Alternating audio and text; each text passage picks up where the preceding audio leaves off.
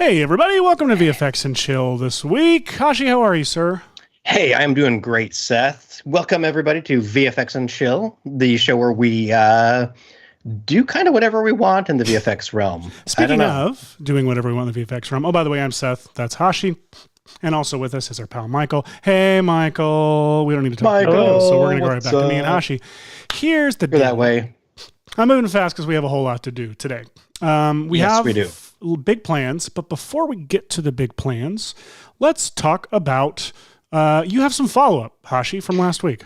Yes. Last week was the last Friday of the month, which means it's our VFX Royale episode where we have two random fictional characters fight each other. And I felt really disappointed because I took on a challenge that I was unable to fulfill during the allotted time. So I did what anyone would do, which was become intensely obsessed with the premise and forsook all other worldly obligations to make a trailer that I would love to share with everybody. All right, here we go. Nope, that's not it. Here we go. And apologies in advance. Caveat: not for children.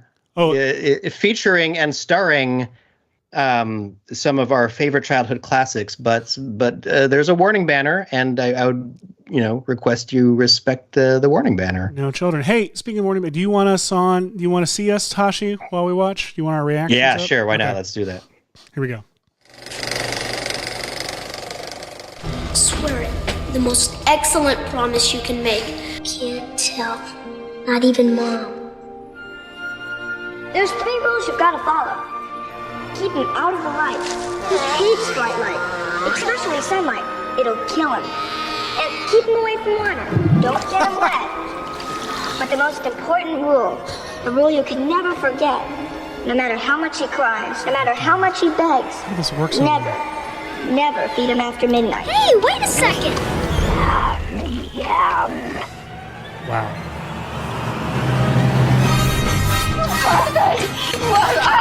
Oh no.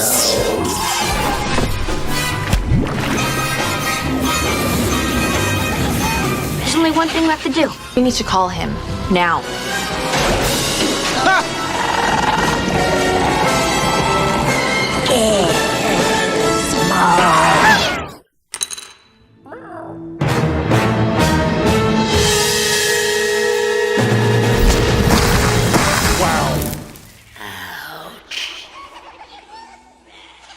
Good sweet God. Our logo is on that. It's ours forever. I want to apologize and say you're welcome to every one of our viewers out there. That was thrilling. The views expressed in this trailer. Hashi, that was more work than you've ever done in your life. Ever. And I have an ongoing Red Giant / Maxon short that I'm supposed to be working on right now with fewer visual effect shots than this. This is what procrastination and neglect look like. Yes. So I am not responsible for the content of this. This is viewer and co-hosts' suggestions who wanted a violent Mogwai end. And yeah, you gave me what I wanted. I didn't think you were going to give me what I wanted, Hosh. So a little surprise here is I made something I planned as a reaction video to your video. Because this is, by the way, the first time I'm seeing this. And turns out mine's not really needed because we kind of reached the same end. But here, let's just, why not? Just for the record, we'll go ahead and watch it. Ting, dear Ting, what are you doing?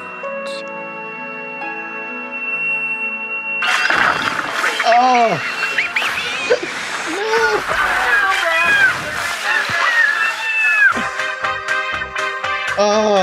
So, I mean, we reached the same conclusions, essentially. We did. Yours... Now... Wow. Yeah, I did have intentions to add an extra scene of Gizmo appearing as a Force ghost to just explore the additional possibilities of this expanded universe. Wow. So you're telling me that there actually were things left on the cutting room floor from your video? Yes, had to keep it at a tight 115, and Tight 115.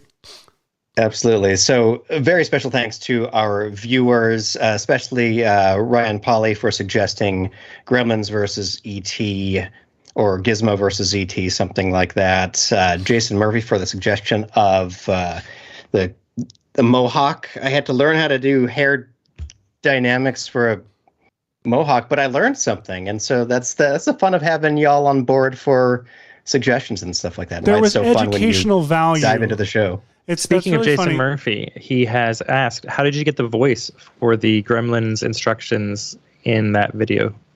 I had forgotten about this, but I looked up all of the Gremlins trailers, and one of them had that kid's voice saying that stuff, and I didn't remember that. And then, so I went and rented the movie on streaming or whatever, and started it, and I realized that it's at the very beginning of the movie when the dad is in that shop. He wants to buy the Mogwai, but the old man turns him down. But the kid in the shop runs out and is like, no, here, just give me the money for it. You can have it. And these are the rules. So that kid is from that movie. And I had forgotten that a kid ever said those lines, but it worked brilliantly. Yes. And that was just one of many things that were actually already in the film that you didn't have to do any work for. About 85% of the imagery there, right, is from Gremlins. People just haven't watched it in a while. Yes, exactly. Well, now that we've done that to people, now that that's happened to all of you, you're welcome, and I'm sorry. and that's the tagline for VFX and Chill. You're welcome, and we're sorry. Let's talk about this week. What are we doing? I don't know how we follow that. Well, we were really excited that Jurassic World was coming out. I think, we are both at least, original Jurassic Park fans. That's a good way to put it. And this trailer is pretty exciting because it feels like it's bringing these two worlds together. The 90s, late 90s kind of Jurassic Park era and the newfangled Jurassic World. So yeah, it's just a shame though that they were only able to shoot this scene with this iconic shot with the three of them in a Kroger parking lot the night before the trailer went online. That's the only, I think shortfall of the trailer itself. But everything else looks great. Everything else does look great. So some wild stuff in this exciting Jurassic trailer. Here. That's a fun. You see, I feel like a lot of people noticed online that this scene looks familiar. More like, it feels like I've seen a similar action beat before. And wait a second, that's where. Where is he? Where is he jumping off that building? When is he not jumping off buildings? But we gotta see the ankle. The ankle break. Hang on, it comes right here-ish. And oh my God! Here we go. Falling, jumping. There it boom. is. All right, Boom. this everybody. Here we go. Boom. There's your ankle right there. Oof. Not supposed to do that. Let's I don't just think. see it one more time. Here we go. And boom. Oh, it looks like a A bad puppet pin job. It really does. It does. Like anytime there's a sports injury or something captured like this, I just I remember why I never leave this chair. Seriously. Oh, So man. Seth, I think that Yeah. So, okay, here, I'll set you up because I had an idea, but you had a better idea. My idea was to just put raptors in everything because that's essentially what this trailer is doing is oh, hey, remember that scene from Mission Impossible you loved? We put raptors in it. Hey, remember that scene from the you loved? It's like they just took all their plate photography from all of the Universal films and every other film and just put dinosaurs into them. And then you had a better interpretation of what I was pitching. well, yeah, I have figured that what you were pitching was that we replace Ethan Hunt from all of these scenes, the Tom Cruise, with a velociraptor throughout the entirety of the film is what I wanted to do. So it's just one velociraptor being placed into this film, and it's in place of the star himself. Which That sounds like a fun VFX challenge because it's actually similar to something that people do where you film with a real performer, in this case, Tom Cruise, who can bring, any character to life, whether, they are, a Mission Impossible hero or someone who's famously described as very tall in all of the books, or anyone who was, a resurrected dinosaur from Jurassic Park. I mean, rebuilding a dinosaur from... We're digging at everything. Components. We're even throwing shots at Jack Reacher today. We're coming in so hot on this episode. We're finding a way. But you're right. Who better to play a prehistoric extinct species of a dinosaur? This is not coming out the way I meant it. Who better to play an animal? Never mind. Let's just go with this idea. Here's what we've done. I went through and I painted out Tom Cruise in as many shots as I could from the trailer. Well, let me actually go back real quick. I went and found... I took the trailer and I cut our own version of it, and I made us this little guide of what I think we could replace. And it almost all just says Ethan as Raptor. And this is a fantastic note. And also, well, first of all, Ethan as Raptor, great visual effect or producer note, always. But what I love is this is our pre-production planning. I really like it. I think where I fell short last week was not enough planning in what I was doing, so I got completely flustered and lost. But here we actually have a blueprint of exactly what we are after.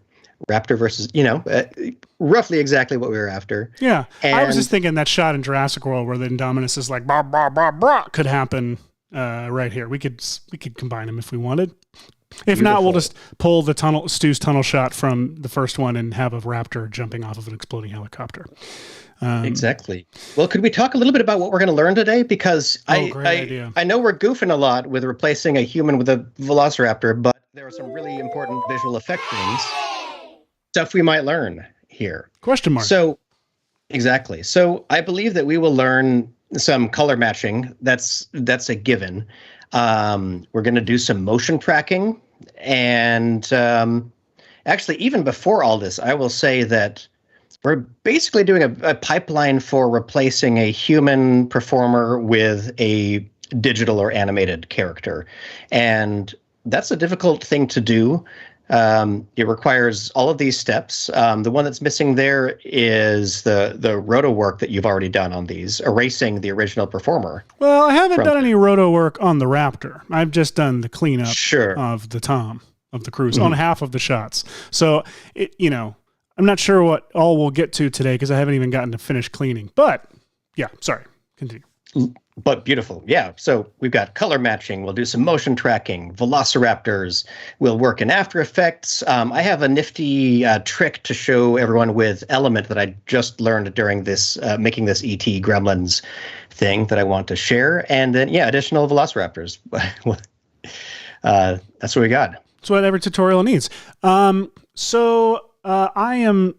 I just want to walk through a couple of the elements that I pulled for us. Like, not only did I paint out Tom, but there's a couple of these shots where, let me see. You're just pressing the Erase Tom Cruise button from the latest After Effects. Exactly. Right? Exactly. In the top.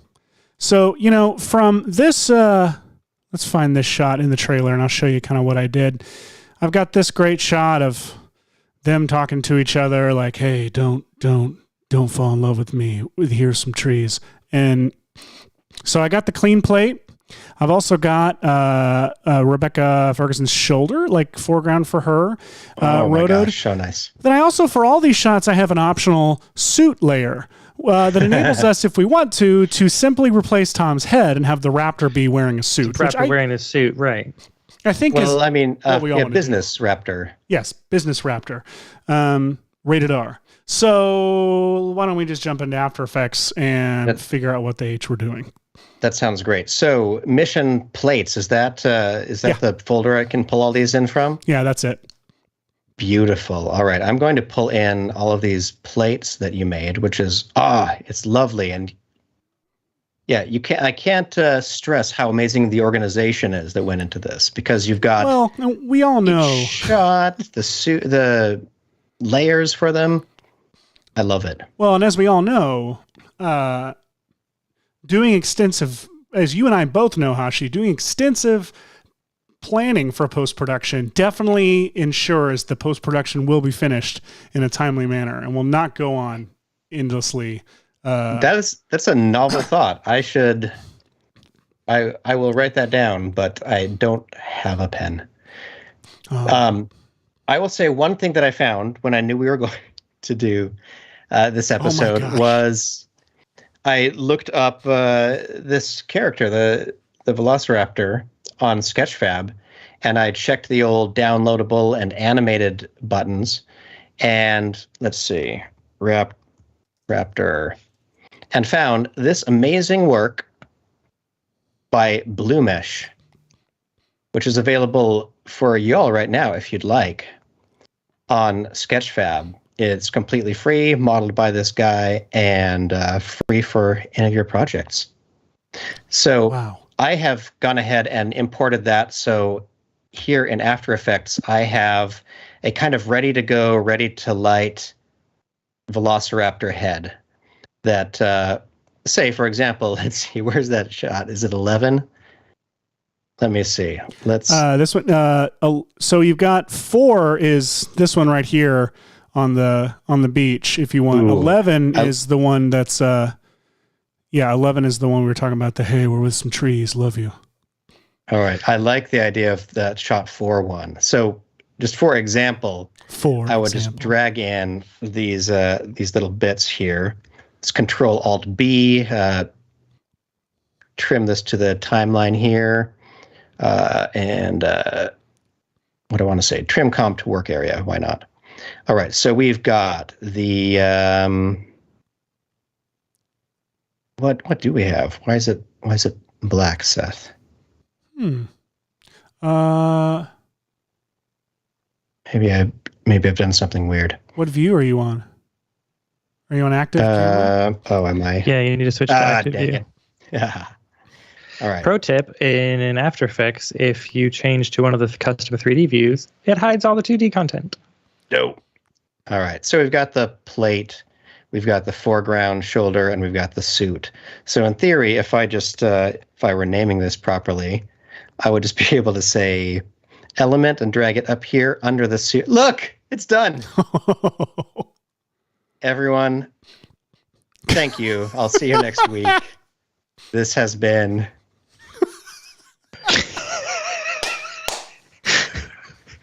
No, I think you need to... This is absolutely everything I wanted today to be. Oh my gosh. Oh, This is also everything I wanted Mission Impossible to be.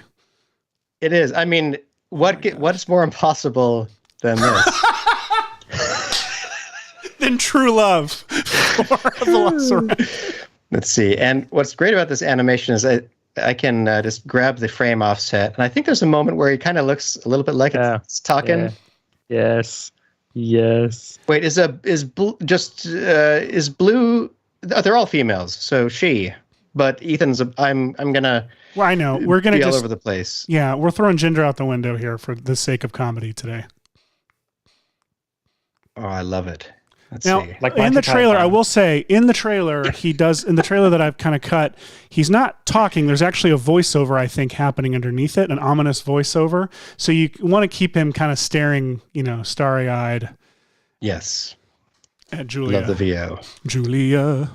Name's Deckard. Blade Runner. Now, Chaser of robots.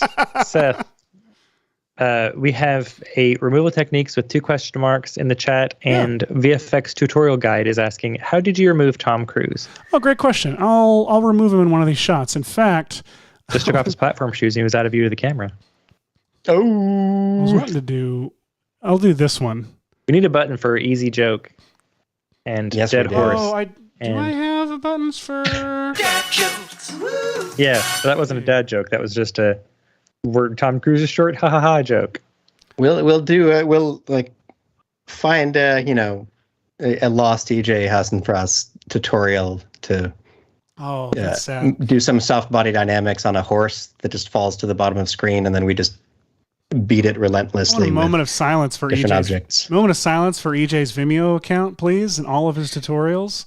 Oh, they have been replaced, but holy cow, that was a scary few moments. With exact lookalikes. Vimeo was like, these are definitely your same tutorials you can have back. Just other tutorials with mustaches on them. And googly eyes. Yeah. Oh my gosh. All right. So Phenomenal. I'm gonna. All right. So how would you even go about? Well, where do you start? First off, because I'm doing content aware fill, I don't want content aware fill to see any of the letterboxing and stuff. I'm going to go ahead and I cropped the comp to just be the frame. I'm going to pre-comp that. And now that is the plate that I'm going to be working with in content aware fill. A couple things I'm going to want ahead of time. I'm going to go ahead and just, I'll call this plate just for all intents and purposes. I'll call this suit. This is where I'm going to pull Tom's suit. And then this one is going to be the mask layer. I'm going to turn off the mask layer for now. The suit, I'm going to go in and roto brush. I'm just going to do this first, knock this out. And have not his, I'm going to keep his human hands. I think it's important that his human hands remain. And then make sure we're all good. Oh, hands and gun are missing. So let's modify that. Over here, I'm just playing with the position of some of the lights over here in After Effects just to get broadly the same kind of lighting going on. It looks like there's some more light from this direction here and a little bit shadowed on that side, but there's a little bit of extra light coming from that side there too. So I want to figure out the right amount. So Hashi, while you're working on this shot with a Velociraptor talking with her, Red Plaid Films really wants you to make him say, Alan. Alan. There's a cut of that on YouTube that goes for 30 minutes, and I recommend everyone listen to it in its entirety. Real quick, I'm just gonna I've rotoed this. Now I'm gonna freeze this. Freeze. And now I have, if I isolate that layer, you'll see it's just headless Tom Even Cruise. that muzzle flash, I love it. Yeah, I kept it just for whatever. I'm probably gonna end up, like I can just mask the background right here, but I'm going to go ahead and do a paint out now. That's true. And, like if you wanted to, do the opposite of what Seth is doing right now, you could always use our amazing red giant tool, Bang, to add your own muzzle flash to any situation just as quickly as I did right now. Here we are. Look, it's done. Yep. I've angled it. We've got a perfect Velociraptor fire. The perfect Velociraptor fire. Bang is just so much fun to play with. Like, some plugins are useful and powerful, but like take some time to like mess with. But Bang is just fun immediately. And you can use it to like make ET's finger annihilate a gizmo if you want, or just anything like that might come up in your day. If you want that sort of might thing. come up in your day. Just drawing a rough garbage man around Tommy here to paint him out to get Thomas Cruise Smith the third. Yes, I believe what is it actually? It's Thomas Cruise. His last name is something. Velociraptor. That's what it is. The name itself means bird. Speedy bird. The name itself means Tom Cruise.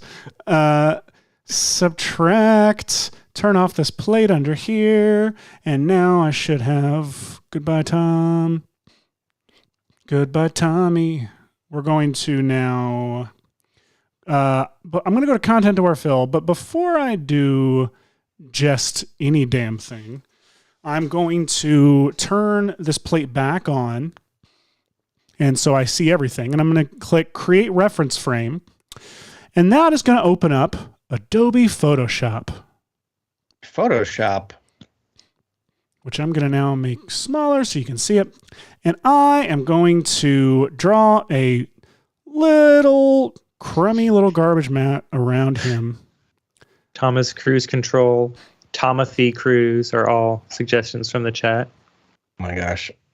Suggestions for what his real name is? I think the information's Yes. publicly out there. We don't need to speculate wildly. That There's said, no Tomothy- way to know. that said, Tomothy Cruise Control, I think, is the winner. Oh God. And Also, feel free to throw in suggestions for the title of this episode. I think Definitely. right now it is Jurassic Worlds Colliding. also, But there guess are what? many things that it could be. Guess who just got access to Maxon's merch printing service and can now start making T-shirts and hats and all kinds of things based on stupid inside jokes we have on the show. So, Oh my goodness. if you hear a good T-shirt idea, please throw it out in the chat. Ping it. Put a pin in that. Okay, Photoshop, real quick. Back to learning. Edit content to where fill, and it's going to do what content to where fill does in After Effects, but you have some more kind of pro controls here. So give it a second while it figures it out. My computer is doing a lot of things apparently. Oh, the preview's over here. Stand by. That's weird how it's displaying this. So it did a rough paint out. It really replicated that crazy. And then over here you have these controls that you can just start clicking things until something breaks. I'll try mirror first, scale. There's also color adaptation that does some nice work. And what this is doing is making a reference frame for After Effects, because Photoshop tends to like get it, like do a slightly better. This is the worst example to say that on, but it tends to do a slightly better job in painting out. Here we go, like painting out some stuff. And then it takes the information from this reference frame and will apply it. It'll use that to help paint out the rest of the frames in the shot, which is really helpful. And nice. This is good enough for me for now. That looks great. and So I'll I'm gonna to be rude, I'll summarize what you did. Thank God. Which is, we rotobrushed Tom Cruise from this plate because he's what we need to remove. And once we had that shape, we can use it to punch a hole through the footage. And when there's an alpha hole, that's what Content Aware Fill uses as its guide for what it can fill in. But if you go off of nothing, it has to guess. And Photoshop's Content Aware Fill is slightly better for stills and bringing in more detail and thinking a little bit faster than After Effects on the fly. So Seth threw his empty hole frame into Actually, not Photoshop, the empty hole. which I got brought this. it without the hole in, so I without the could do hole. a little bit more fine tuning around. I can draw Perfect. a closer mask around Tom, like in Photoshop, that gets me a little more information to work from. And then we come back into Daniel took a snapshot in Skype inexplicably. What did I do? What's the shortcut for a snapshot? Because I'm going to start doing this again. It's whatever you just did. But so you save it and you come back into Photoshop and boom, it's there because the reference frame that you made, it made it for one frame right there. And it can now use that information. And I can just, leaving that punched out hole, but with this one reference frame here, I can now run Content Aware Fill by clicking Generate Fill Layer. And it will fill in any transparency in the image, in the comp. So it analyzes it and then it renders it. And now please work nicely, because if it doesn't, I don't want to have to fix it and do a good one, longer one. We should get Content Aware Phil Yeah. on the show. He's a good friend and Very good friend. So there we go. busy, Right? That's but good I- enough for me. I mean, there's a little bit of a muzzle flash like there left, but I'm going to keep the muzzle flash in the shot. So this actually works rather nicely. So if I drop the suit back on by bringing it up here, there we go. And I think I can even take this clean plate I have, drop it up here above the fill layer, and then just do a rough mask here to where I'm just seeing the bottom half.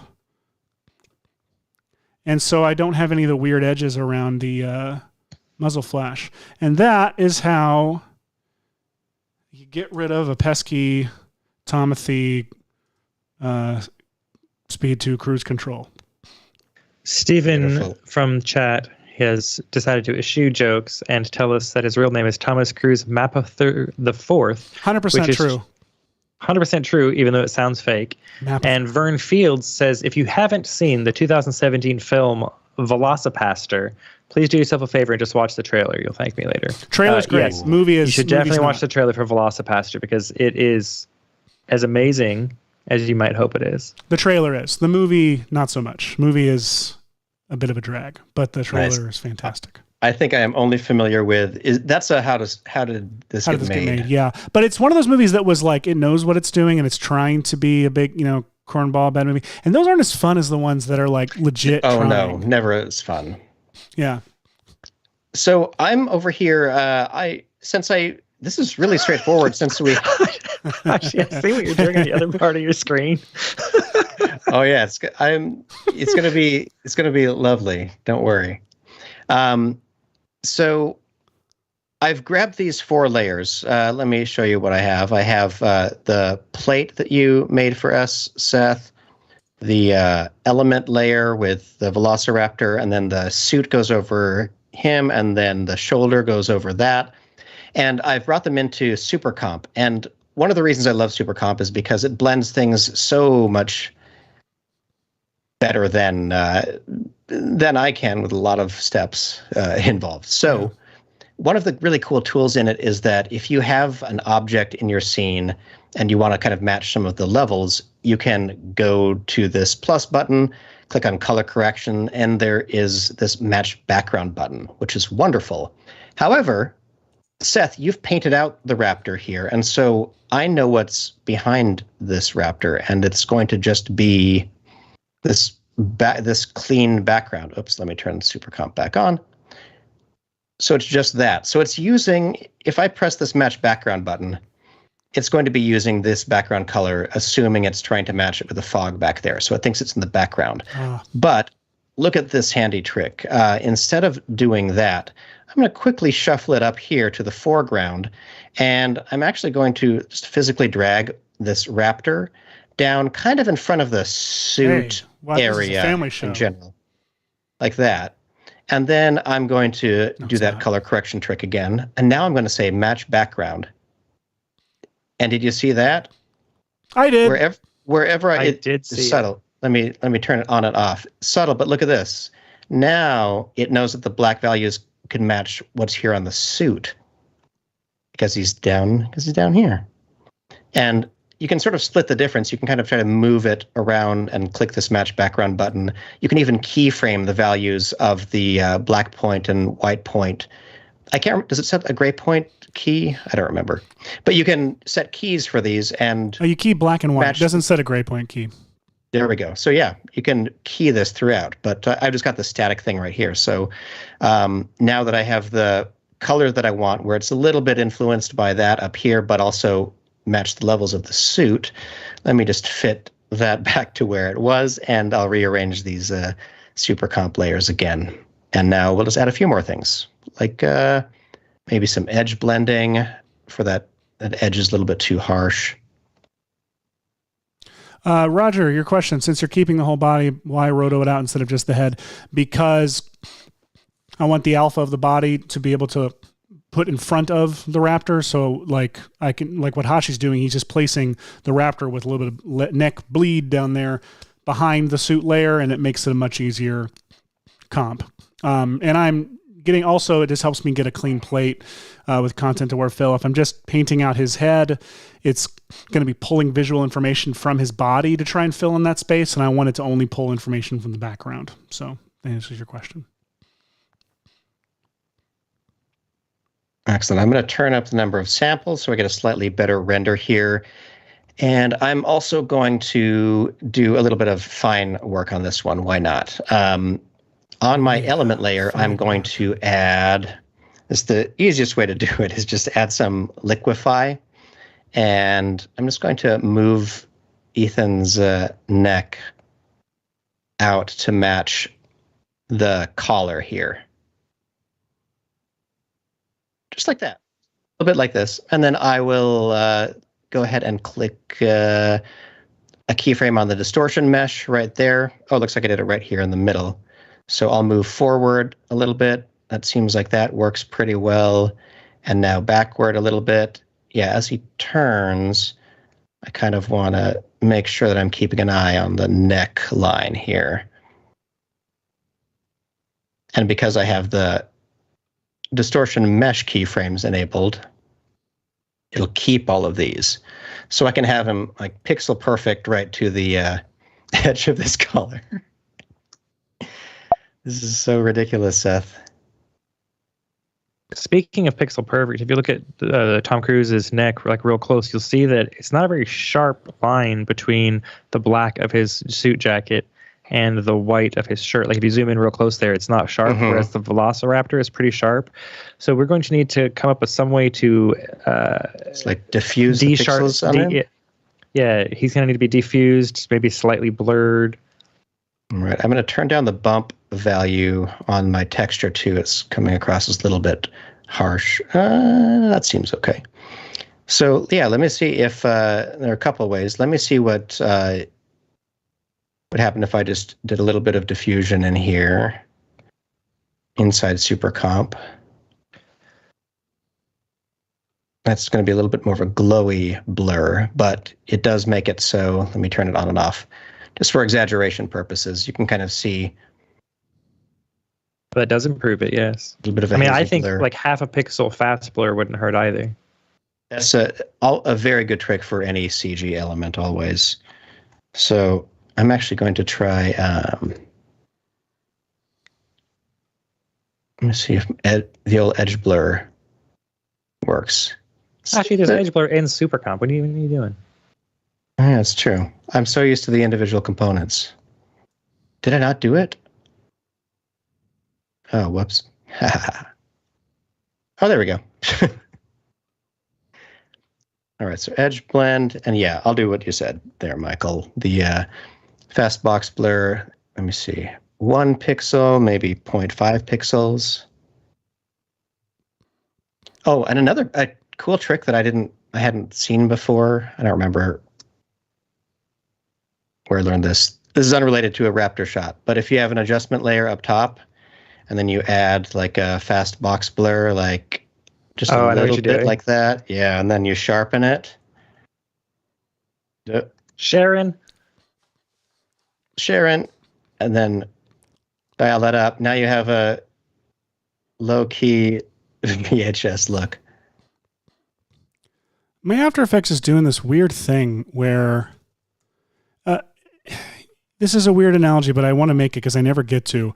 The game Portal 2, there's a moment toward the beginning where Stephen Merchant's character Wheatley, the robot, needs to do some mechanical thing, and clearly they didn't either want to animate it or know how to animate it, or they had to switch models or something. And so they wrote it into the story where he's like, I can't do it while you're looking at me, so please turn around. And until you turn around, Wheatley will not perform the task. And the second you turn around and he's out of view, it's like, boop, it's done.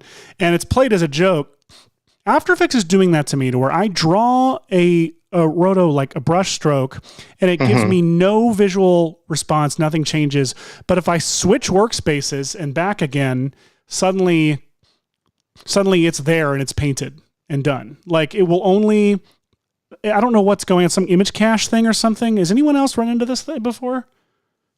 I don't feel like I've quite seen that. Depending on how long the shot is, can sometimes run into rotobrush trouble. No, but man, this is not like for something this quick. Yeah, it really makes no sense. Okay, it's working better than it was now. It's still slow. Oh well, I don't know. I'm gonna roto that muzzle flash because I've got no dignity.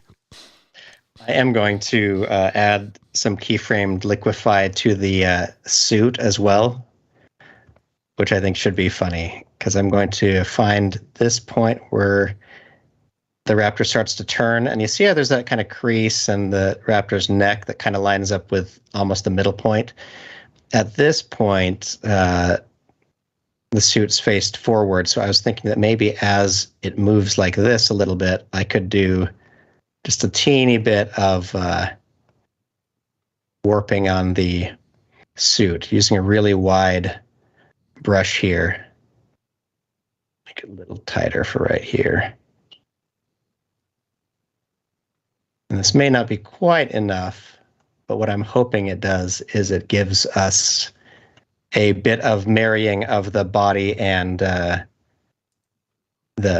raptor head, as it were. We are definitely not going to get through this whole trailer today. Well, I'm gonna do less work on the other shots here. I'm spending time on this shot cleaning this up because I really just want to see the raptor shoot a gun. I love that. Okay, what do we think, everyone? I think that we're done over here. Seth, I'm going to render that out. Do it. Excellent. I'm going to freeze this roto brush now. Freeze. What the? There it is. Sorry. There it is. Right. I'm going to say Murphy says that they've had a similar thing where they pretty much had to click on a Chrome window and back to get it to refresh. Yeah, Jason, what the H is going on here? Do you also have an M1 Mac, Jason? You said that If so so. snootily, Michael. Do you also have an M1 Mac, Jason? I did not intend for that to be snooty. I was just trying to think what the similarities between your systems might be. Seth, what do you want the naming convention to be if I throw this into renders? Like _comp _VFX? Oh, just give me the, I don't care. Just put it in the... Like you don't Whatever you care. want, as long as it's numbered. I care, but I actually don't feel like making it up right now, so you caught me at a good time. At one point I saw a folder that Seth had prepared, and I forgot that when you export stills from Premiere, it adds a lot of metadata to the file name. And so I think it was the first time I'd seen a large number of files from you, Seth, and they had the most ridiculously long, like, names with a comp number and date and then a version or something like that. Yep. That's You're how like, oh, sorry, that's the auto naming on Premiere stills. All right, shot 4. Let's see. Let's look through a few of these other plates. I'm going to use this roto that I just did. No, never mind. Keep going. You keep talking. All right. Let me remind myself by bringing in the that cool. Where did you store that Where did I store that trailer? Oh, which one? The mission trailer? Plan yellow. If it's the yellow one, it's the yellow V2. Here we go. Yeah. I should put this in. I'm going to put this up here. I have this little like preset project that has all of these nice folders like output, comps, footage, elements, stock, but I never end up moving anything into output because I always think I'll wait until I'm all the way done and I know that's the final version, but that means that I don't see the project again. Just say the final. Final. Yeah. True story. When I had to change my password for work, I was frustrated at doing all of the conventions, and so I just used my old password _final. Okay, I like this shot. This one I think could be really easy to do. So let's do that real quick. Shot 10. Okay. Let's Are you going to do him in the suit or full-on Velociraptor walking with no Tom Cruise suit? Oh, look at the suit. Turn the suit on in that. That one made me laugh because it's this wide shot with like this headless suit walking. Oh my gosh. That's some of these that have crossfades, excuse me, some that have crossfades, we can just put I can fade it in Premiere if you want, or you can add a solid with a opacity keyframed if you want. Nice. I love the the way that crossfades really screw over anyone trying to steal your clips from trailers. I have a simple enough solution for this. Production Crate are awesome friends. Let me see if I can pull it up here. If you are a Production Crate member, you have access to all this really cool stuff, including, look at this, Raptor, lots of animated, exciting raptors. That one's perfect for that shot. If you that were one really doing is the full body dinosaur. It's which it's one? not as Which one? But it's not as sultry a walk as Well, there's the standalone. The walk cycle has without him moving. That's true. It's in there. It's in the production crate. Oh, but I mean that's still. So yeah. Also, let me just to pull it up again. So they've got all these amazingly Look at that. baked animations. You can grab them. Very cool. I think it's possible that some are even free. This running one might be. And down here, Making promises. I say load more. Look at this. The Velociraptor model itself for cinema right here. Look at that. The full crazy thing. So, I may switch this to more of a half screen view. Oh, it's got takes with different animations baked in, so you can get whatever angle you want. Yes. So Excellent. We've got a Velociraptor. Here's a walk. Oh, let's see. So that's a walk, and this is. Oh wait, am I not? Oh, there we go. Let's switch it to the walk. Oh, there we go. That's decent, but I'm going to do a little bit of modification on here. I'm going to save this incrementally, or no, I'm going to save this as walk and talk. I know it's actually, he's not talking, but, oh, what did I do? Chris just asked, he said he animated the music today, but AE won't play the audio once I animate the layer. Look right up here, Chris, this little button right here lets you turn the audio back on and welcome yourself to a hellish nightmarescape of sound that is After Effects doing sound. Aaron, no, that is not in the asset browser. That is from Production Crate. From Production Crate, everyone. So I'm going to dive into this, the rig they've got here, and I want to find the neck. Let me see. Is this the actual, where the actual animation is? The leg bones are down there. Head joints are down here. Where is the...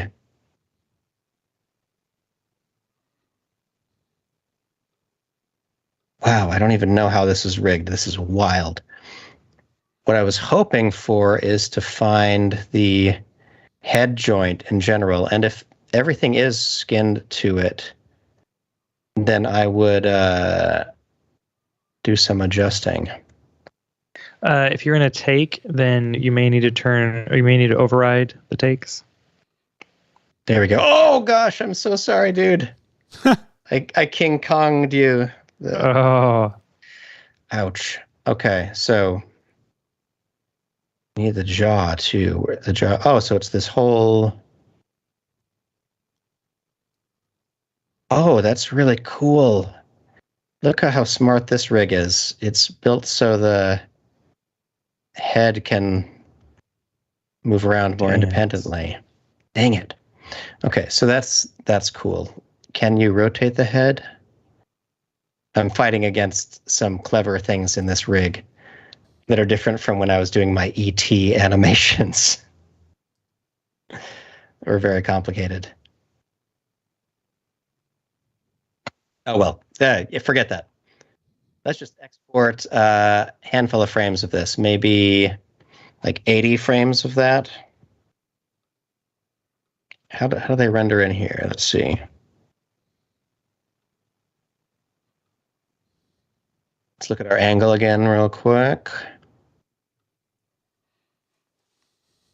That suit is hilarious. I feel like for the sake of this gag, I want to do a full body Velociraptor. We're not going to have body to tenuity throughout this process. I love how you could easily just put a still of a raptor's head right there and track it to it, and this shot would be just fine. It probably would be just fine. But that's the easy way out, Seth. That's the way that gets done on the show. We want to do it the way that gets done the week after the show. So exactly. We can't work on our short film that we have to work on. Whatever. All right. He said, not on a recorded feed sponsored by his company.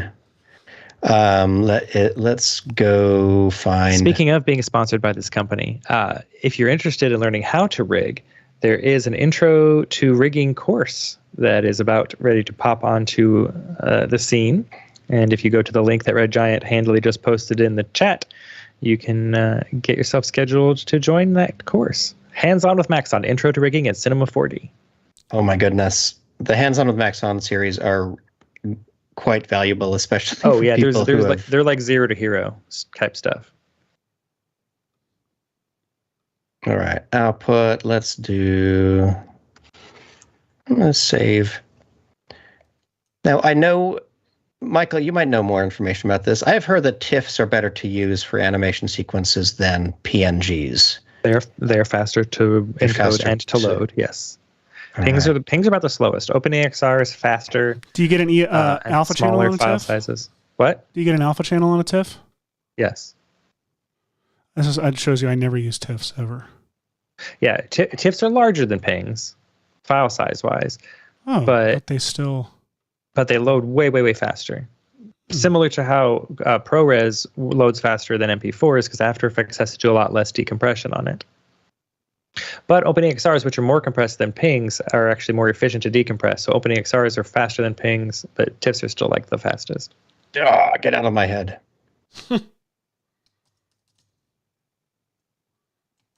All right, let's go ahead and just output.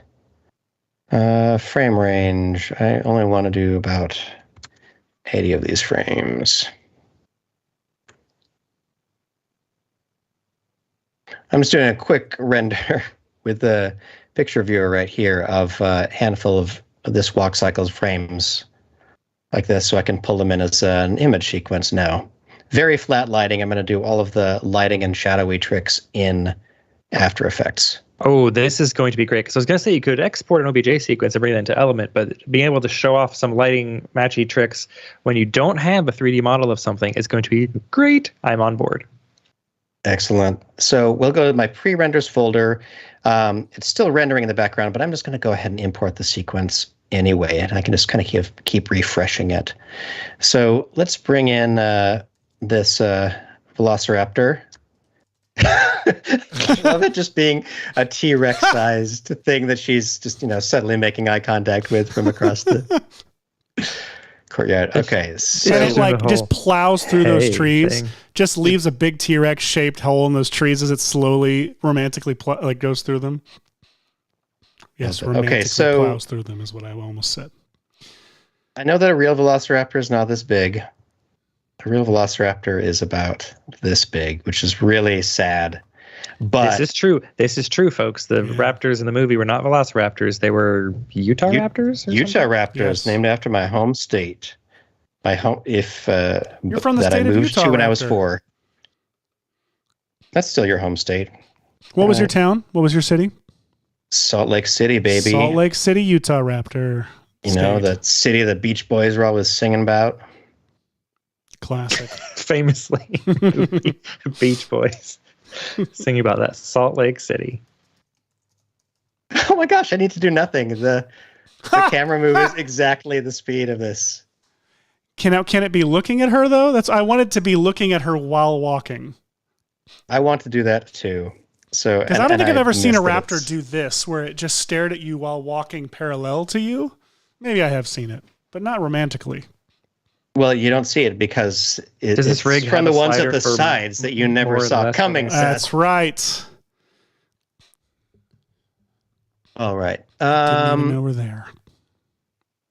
Goodness gracious. This is an amazing rig, I am sure. And I have no idea how it works. So, neck.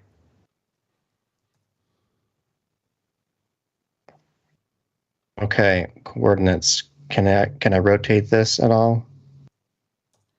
No, it keeps on going back. Is it because there's a jiggle expression down here? Is it that? No, that's not what's fighting me. There could be constraints and all these kinds of things. Move the position of that null. So it's doing this kind of a thing. Like when I start to move it. Oh, it does that too when you move it? It's fighting me. So there's something is somewhere telling it to point somewhere. This is beyond my pay grade, but you know what's not above my pay grade is deformer objects like bend. Which Excellent. I can just say, Now we're hey, speaking you my know language. what? Deformer object here. How about you? Let's see, your angle is almost, strength. I want it to be about that much of a turn. Oh my gosh, this is what the pros do, y'all. Please work. Just to recap, I'm grabbing a bend deformer object and I'm going to try to fit it over the raptor's head. I promise this is going to work. Okay, so I'll throw this down. Oh God, It needs to come after the skin deformer. I see no shame in what you're doing. Literally no shame. Okay, so it's under here. It has to come like way further down. Wait. No. In the it has to be in that stack, but like wherever it needs the to happen after, because there's a skin deformer that makes the model follow the bones based on how it's weighted and how the bones are blah blah blah. But that is still just a deformer. So deformers happen in order. So you want that to happen after the bend deformer. So what is the Or actual after the skin deformer?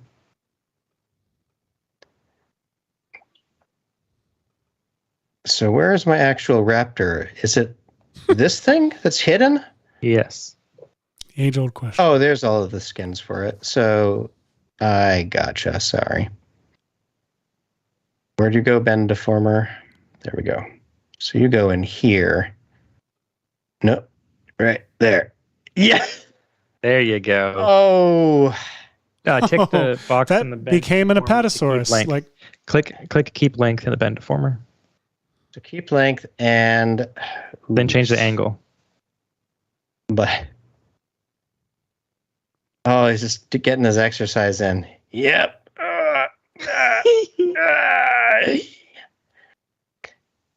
Professionals, everyone.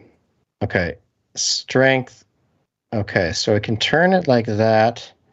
And you can rotate the bend deformer as much as you want to get it in whatever angle you want to. Got tons of so something like this, I think.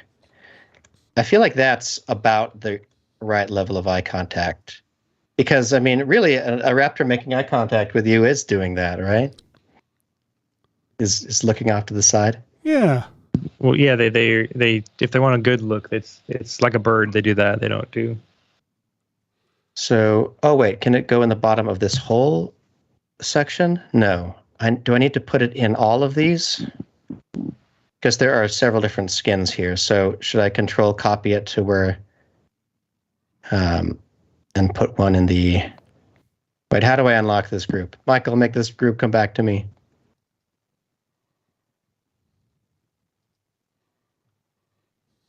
Michael, someone in the comments. I was answering. How do I unlock? Darren. That is probably locked Gregowitz, because of go to the layers tab down. Where's the layers? Right there. Layers tab is right down there, right there. And then unlock stuff. The mesh. The mesh is on fire. Wait. So this band ended up in the body. You can't just put one in the group, right? Put it in the group below everything else. But still in the group. So just move it. Just select everything in the group and move it above it. Is the easiest way to do it. Oh, this is working. Here we go. Okay. All right. So we've got this. Hit play and watch it move. Yeah. Look at that. All right. Now let's play with the settings on this bend again. Let's see if I don't keep to length. Oh, that's ridiculous. You might want to also shrink the size of the bend deformer so that instead of the whole head bending, it's just a small section of the head that bends. Oh, yeah, so it'll maintain the actual head shape.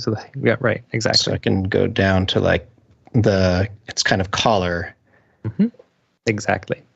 Wonderful. Thank you, Michael. Thank you, everyone who was probably eager to help in the chat. No, the chat's just complaining that there's no new Cheap Tricks episode. Oh, come on. Do you have any idea how long it takes to watch a 1 hour tutorial just to sweep for typos? That's not even mentioning the ums I have to remove. You get those live, though. Hey, look over here. This is fun. Oh, nice. Now, his Boogie dance, boogie dance, boogie dance, boogie dance, boogie dance, boogie dance, boogie dance. If there weren't a gun and a flash, it would look like he's just like partying. Yeah, 100% would. And that's a challenge that I'm not willing to accept because I am on a mission. Time. We're trying to do a full trailer here. What time are we at right now? We're at an hour in. We're 1 hour in? That's all right. We've been in to do all the rest of the shots. I've been in slowpoke mode over here. Okay, where's my renderer? Start rendering to the picture viewer in the background. You bastard. Yes, I want to overwrite. You bastard. All right. So as these overwrite, let me just reload this footage for a second. Boom. And as I recall, we don't even need any translation on him, pretty much. So I can go ahead and start building the look of the integration here. So this is the part I'm looking forward to. Let's grab this dinosaur and place him right here, and let's look at our reference body there. So there is clearly a hint of directionality in the light here, but not a ton. Now this render is very frontal flat, kind of. There's nothing. Oh, let me reload that. Oh, am I messing up his hands too much with the bend deformer? Oh, I am a bit. Let me just fix that because you can't have that. This is supposed to be sexy raptor being all smooth. And let's see. All right. So I don't want that. I clipped his wrist right there. So let's move the deformer a little bit forward so we're not getting that broken wrist thing. But the head still looks fine to me. And now that I know where the lighting is and I'm going to re-render this, why don't I just go ahead and add a teeny bit of lighting in here? Why not? I'm just going to add one simple light that is up kind of in this direction. That'll just give me a hint better. But when I add that light, that probably... And you can add an environment object to bump up the ambient lighting or environment lighting so that it's not a very harsh, dark spot below him. This, I don't even know how to explain it. This is my favorite thing I've ever made, I think. I want this to be my screensaver. I want that to be my life. We definitely need you to save that out so we can put it in Giphy. I'm going to need... With hashtag VFX and chill in the bottom right corner. It's just, Bang! It's making me so happy. This is our new hero image for Bang. Even though it's not being used on the shot. Yeah. I'll just take out the muzzle flash and put in a Bang muzzle flash. Yeah. I should just seriously, paint out that muzzle flash, put in a Bang muzzle flash. We'll be good to go. I'll do it after the show. Even though the point of the show is to show off Red Giant tools. So maybe I'll do it right now. Or I'll just... Right. What if I had an even bigger... Hang on. Just add a Bang on top of that that's twice as big. What's standard practice? We put it on solids or adjustment layers? Black solid is what I like to do. Because then you can do some more solid. All right. Do some more color correction and stuff like that to it without affecting the layer below by accident. Excellent. Bang. All right. I did a really poor job of monkeying with the lighting a little bit. I don't know what it's going to do. Ugh. I messed it up dramatically, which was exactly what I wanted to do as a teachable moment here. So this wrapper doesn't look great, but let's start with some of the basics. Let's add in Vfx Shadow. I cannot spell today for the life of me. Vfx Shadow I think we've talked about on the show before, is something where you just define a ground plane and then have this handy little interface to be able to put a shadow on the ground. So I'm just going to line up the shadow base right where his feet are. I'm going to try to make sure that's in a relatively straight line. And it looks like the shadow slightly favors forward and is pretty darn close. So something like that. And then in the shadow settings itself, I'll go over to the softness, turn up the softness, and then we'll get, kind of matching that general look. And also, I think I can tint the shadow. This is an effect I was looking for the other day and was wrong. So I'm going to sample maybe one of the black color over here, or maybe, I don't want to sample quite that shadow color. I want something darker that'll influence it like this shadow. It's pretty brown. Maybe it's this color back here, kind of. I don't know. What do you think, people with eyes and colors and stuff? I have eyes. What you need? It's definitely pinker. It needs to be pinker, or Mm-hmm.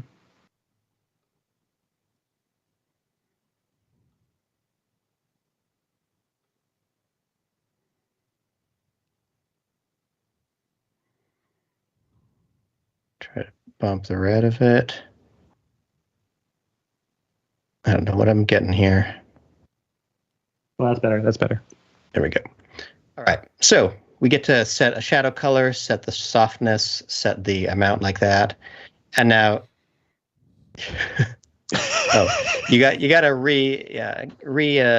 refresh your image sequence, of course. I'm so pleased with this episode already. This is great. All right, so I'm gonna do this so like the eye line is sort of where Tom's eye line would be, and then I'll turn off the Tom layer, and now we've got shadow on here, and yeah, I really did mess the lighting up, didn't I? How about we add some CC light sweep to this raptor? And CC light sweep, y'all know, is so you can go shooting on your logo raptors. But what I'm going to do is I'm going to put it this direction. I'm going to turn the angle kind of like this. So in a way, it's sort of the same angle as the sunbeam that's casting that shadow. Everyone see that? So it's kind of like that. And then I'll put it way up here. And then I will say width. I'm turning up the width all the way to the width of this whole dinosaur. Now that looks a little bit silly, but it's adding two things. It's adding this sweep, which is the actual like lighting the whole layer, and it's adding an edge right here. So like a bevel, which is pretty cool, but better than a bevel. So I could sample maybe something bright from the background here and put that as the edge color, turn up the edge thickness, but turn down the edge intensity a lot, just so I get a teeny bit of top light from whatever color I sample here. And then if I want to turn up the sweep intensity, it'll brighten the whole body with sort of that same color. So it's weird and it'll affect the color a lot, but something like this does have this hint of volumetric to it that might actually help me out. Now, let me turn the intensity down on both. Anyone know how to decrease this amount of space between the barrel of the gun and the muzzle flash? Oh, switch it from 2D plus depth up at the top there to, yeah, that would work. And then you can move the actual, you should have two controls on how to move that around. Oh, I did have two controls. The problem is, it's not like... Oh, do you have... There's just a like space. Auto aim is checked somewhere? I don't remember the names of this. No, it's like, it's the... How do I explain what this is? Stu, you're out there. Tell me something. It's like, this is the gun, but this is where the flash is starting. There's a space in between. Well, it's the age of the flash. Turn the age down, it'll move back into the barrel. Thank you. There we go. See, here at Red Giant, we can put the flash back in the barrel.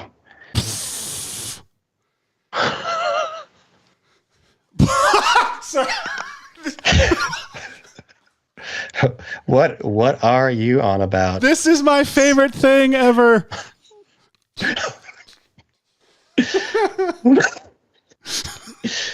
Because the only thing worse, they're running into a velociraptor in a suit on the streets of... Where is this? Where are they?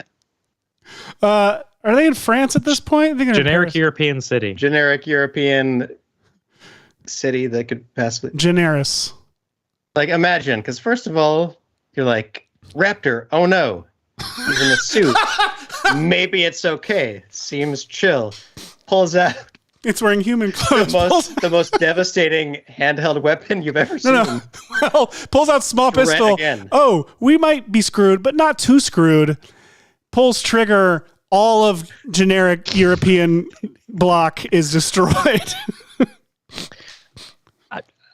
Yes, we don't want any European cities destroyed. No. But No. Sorry, everyone. Way to go, Seth. Hey, you guys were the ones who brought Europe into this. I think that was Western actually European city. Paramount Pictures. All right, let's just go into Super Comp. Let's click Seth, match if you glow that too much more. background. I'm just turning off the effects. I think it's good just like that.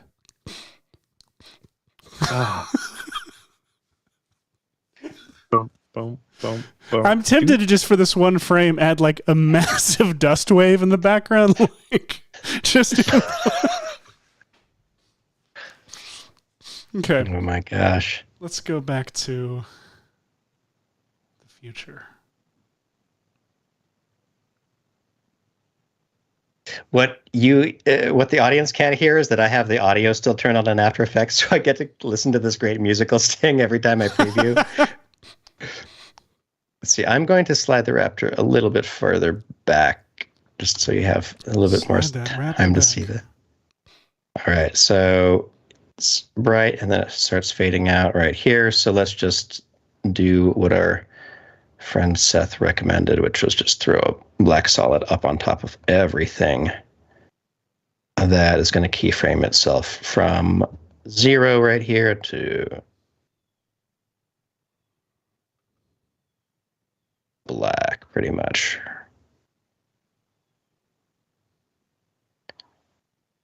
No, well, the problem is that the background is still fading out on its own thing, so you need to have that black only be over top of the Raptor, or just keyframe a tint effect on the Raptor that's set to black. That works. Both chips. That's the easiest way to just turn a layer slowly black. Since annoyingly the fill effect opacity doesn't affect, or you could put a fill effect and do the compositing options opacity, not the fill effect's own opacity. Ooh. All right, so let's see. It is all the way bright. Where's the first hint of the fade? Is it right there? Here. So that's 0%. And right there. There's 100%. Good call. I like that fill trick. Maybe ease it in a little bit. Close enough. Brian, now your suggestion about doing a matte shadow in element would be great, but this dinosaur is a rendered element. It is a flat 2D footage element. This particular dinosaur is not in element. So Hashi's showing us how to take like a green screen footage or some other pre-rendered element and add a shadow when you... It's as if you don't have a 3D... This is a key dinosaur. We shot on a green screen. Man, a dinosaur with blue embellishments. Like, what kind of screen do you film them in front of?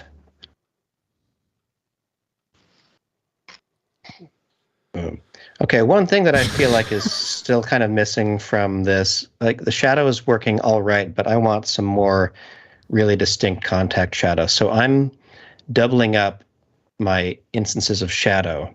I'm going to make this shadow color all the way to the darks back here, sampling it from those shadows.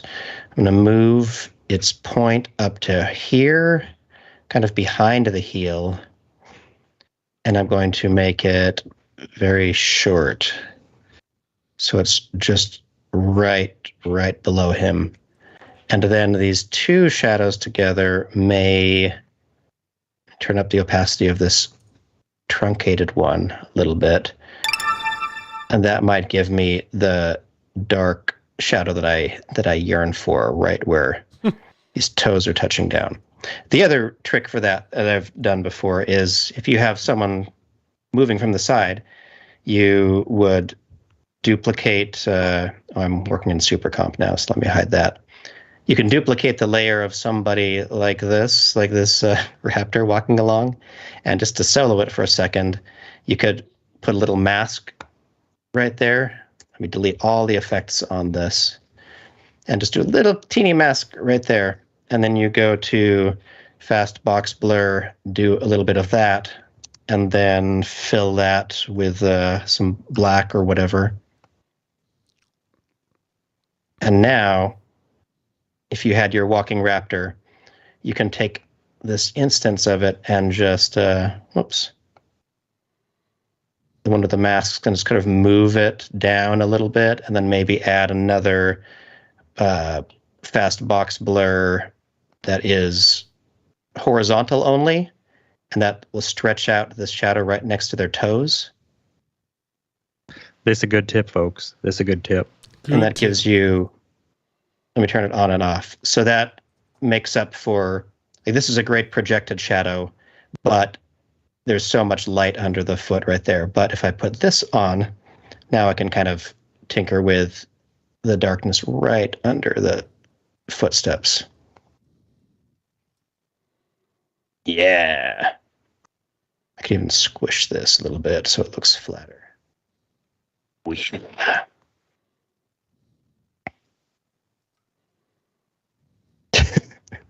It's not a great comp, but I think it'll cut in just fine. Yeah, I think the overall shadow needs to be knocked back to like half of what it is. That's always a good tip for shadows. Put it down to where you can barely see it, and then do one notch, but one notch less. Mm-hmm. And the color I'm not in love with. Oh, and the fact that it's cutting off. Let me, you know what? Maybe I don't even need that whole second shadow instance. I'm going to uncheck this clip to bounding box button, which I know can increase render times, but it'll make it so there's not a harsh line up at the front. Why is, the fill is not fading out fast enough.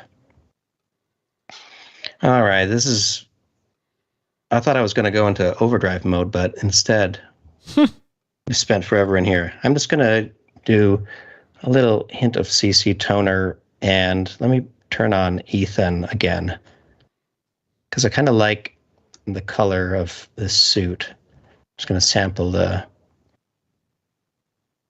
middle level of this suit somewhere. And then I'm going to push that a little bit more in its colorful direction. And that's going to look like garbage, but then I'm going to turn down the toner to blend mostly with the original, but just bring it down a little bit because he's too saturated and I want him to move in the direction of Ethan over here. Because he's a real object in the scene. Anytime you can reference real objects in a scene, it's going to help. It's going to help. Probably just go for that. Okay, that's enough of this. Have you saved recently, Hashi, by the way? Oh, why save? Why save when life is so short? Actually, that's all right. Let's render this one. This is going to be shot 10. Putting a space between shot and 10 with an underscores for the version numbers. Do you like that? I love it. So.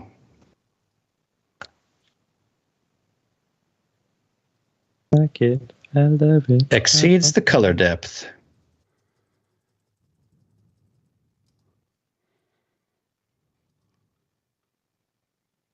What is that interesting noise? Is that a raptor call? Oh, what are you hearing? I didn't hear a thing. It sounded Hashi, look like Hashi, it look sounded like a outside. raptor call. Yeah, Hashi, look outside right It's now. like a little As we know from the scary trailer. rattle. Oh, was As it we know from this? the trailer, raptors live in snowy areas now. Was So it look this? outside your Canadian window. Was it this number? No? No. Hmm. All right. So done with that shot. Let's move on to another one. What else we got in these plates? What I want to do a fun one now, not just standing around. You've got him in a helicopter. You've got him driving a car. You've got... All right. Which exciting ones do you remember prepping? Are these what you're saying right now? Let's see. Did I don't know if I prepped any of the really fun ones, honestly. Let me look at plate 9. Oh, they are in here already. Oh, 9 was like all of them as raptor. Like it was like him and two other raptors like in a scene. But I feel like you want to have him like in I didn't get to prep the helicopter yet, but Oh, no problem. I'll pull that in. Let's see. I can actually I think I have it. I'll export it out to you as a perfect plain plate. Hold on. Look at that. The miracle of collaboration. Cooperation makes it happen. And get a copyright strike from the Children's Television Workshop. Stu is watching slightly delayed, and he says your gun is a bit big. That's why your flash is too far away from the gun, but also flash age would be a good solve for. See, I was making the gun. He hasn't heard. I was making the gun big to try and make the flash big, and I learned that that doesn't do anything. So it wasn't doing anything for me at least. So, but I'll go back and fix that. So I've got this shot, Hush, with some reflection on it. Then I've got this one that's pretty short, but what are those two numbers? I like both. I haven't exported yet. I'm about to render them both out for you. I like it. I want them both. Give me them plates. Gimme. I'm like a person enthusiastic for Also, I've got this dishwashing. one that I was thinking about putting the Indominus in if you've got... Oh my gosh. So, I'll try to find the clip of the Indominus. And there's also, you could do a puppet, you could puppet the ankle break as well. Oh, jeez. Just going to send these all out to you. These are not going to be named anything. These are not going to be following any naming structure or convention. I'm sorry. Why would they be? I know. File. And rend. Rend. They are rending. All right. Let me see. Let me close down a couple of these things in here. Oh, I just said no to do you want to save changes. They try so hard to help me. Now, I feel like, wait, instead of me trying to do this, I'm going to look up if this is how it worked.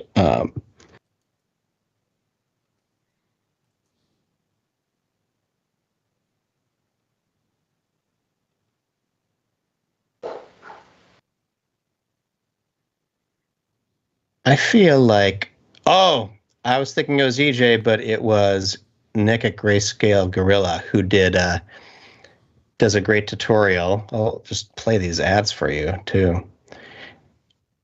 Check this out on a way to do soft body physics in Cinema 4D. This is a great video. Let me see if I can play it, and I'll just play this instead of my half of the screen.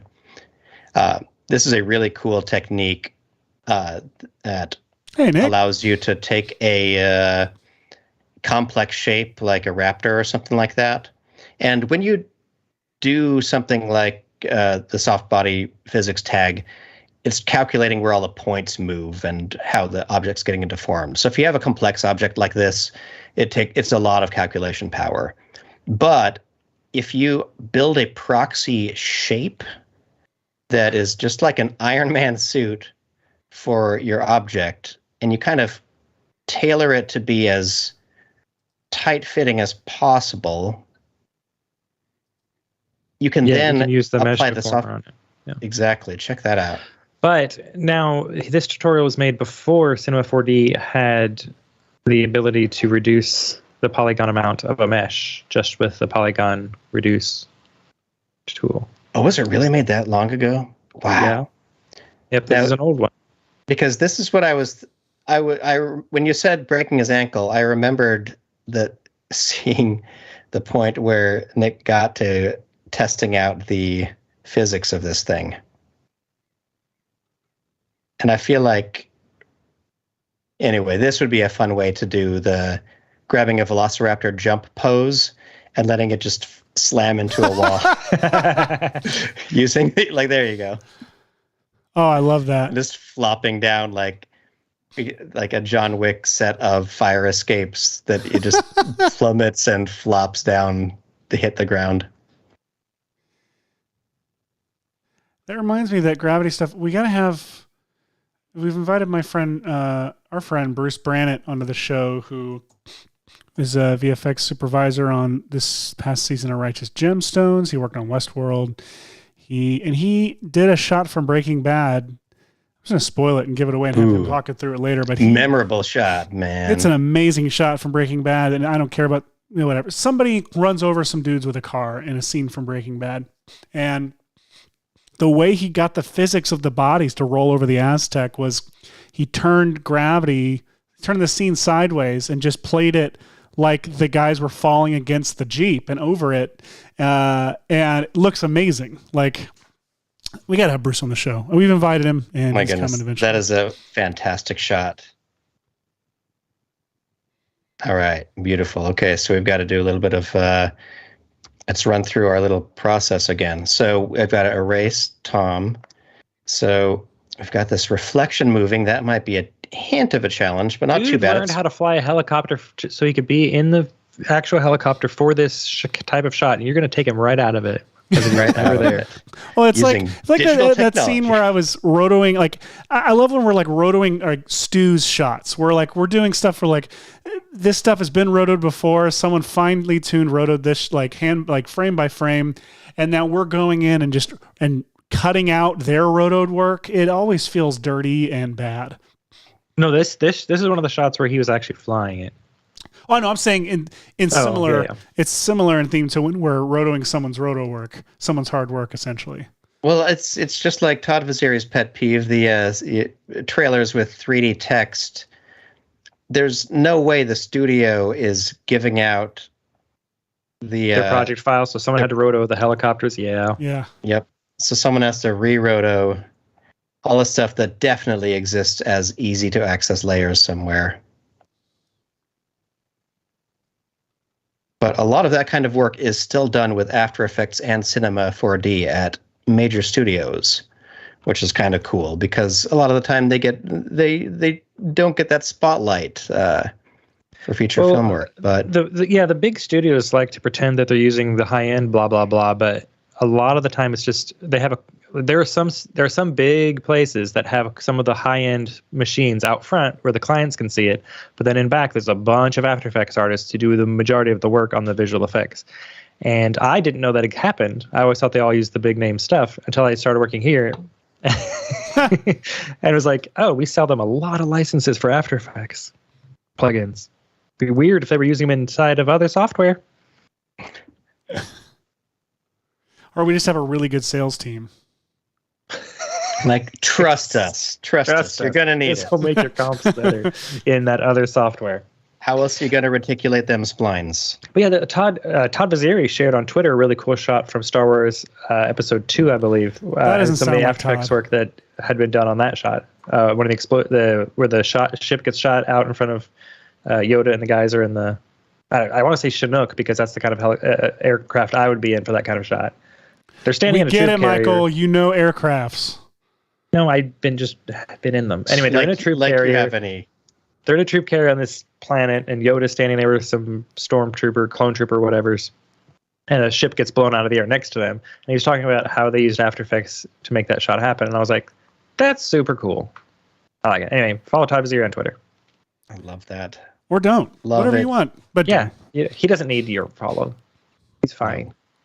He'll get work. All right, I'm gonna track the position, all that stuff of these of this little console here, because I'm going to use that as the base motion for anything I add to the shot. Because I'm gonna guess it's pretty similar. So let's set the target, this null one. Let's do a quick track through. Beautiful. Apply that, and then I'll just call this the base. I don't know. And now I can do stuff like this. I content-aware filled this, and it's fine. But obviously, if I turn off the fill and disable this mask again, there's clearly, supposed to be some like components of the helicopter that you would see here that I can't. And Seth, you solved this by going into Photoshop and probably doing this the right way. But one of the ways that I like to do stuff like this is I will add a solid in a case like this. I'll turn down its opacity a lot, and then I'm just going to draw the shape of the helicopter back here. Like that. Yeah. There's supposed to be something solid up here. And then I'll just parent this solid to that base that I just did there.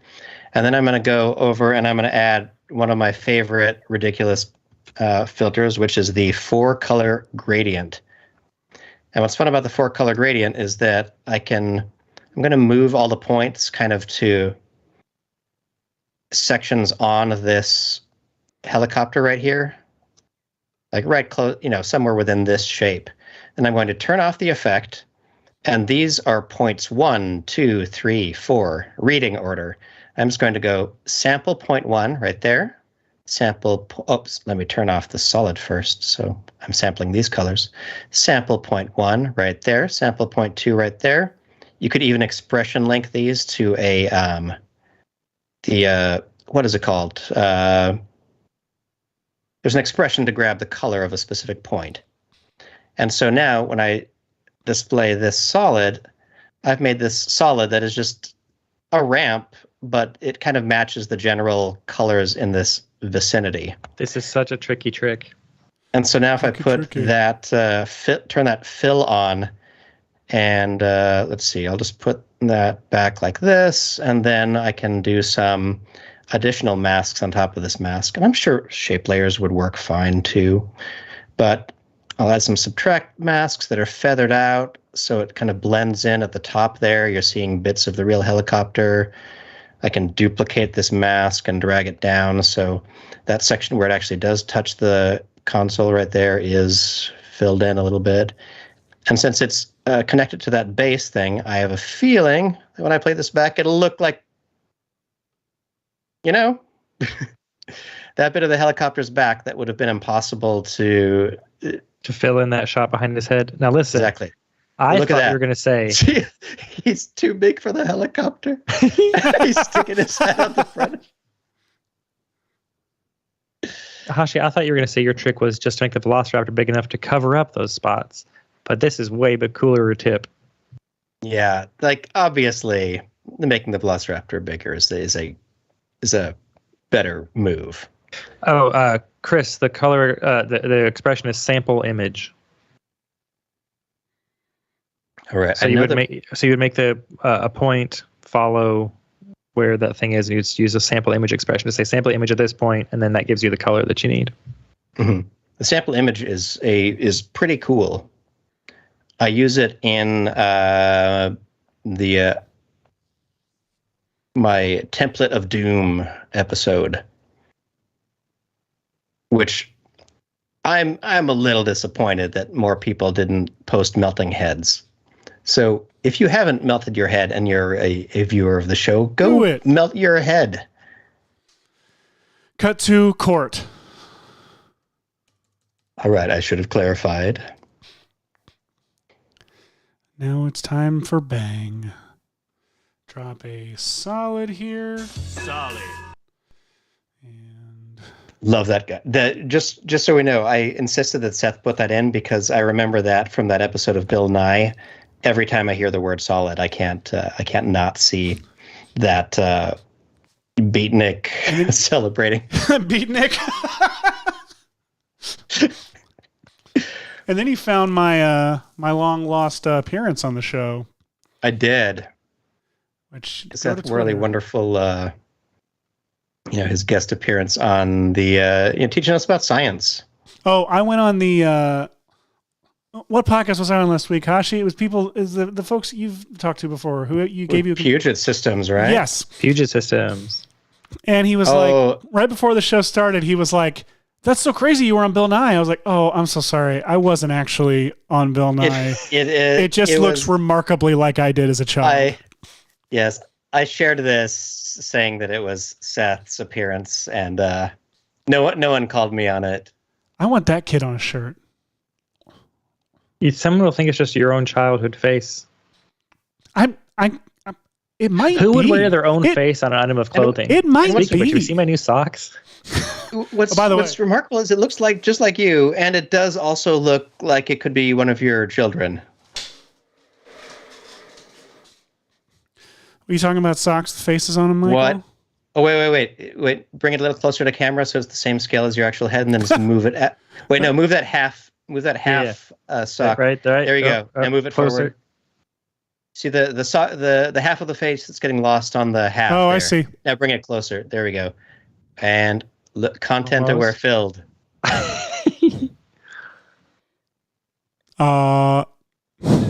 Anyway. All right. Well, speaking of footwear, I need to show off my amazing footwear, which is on me right now.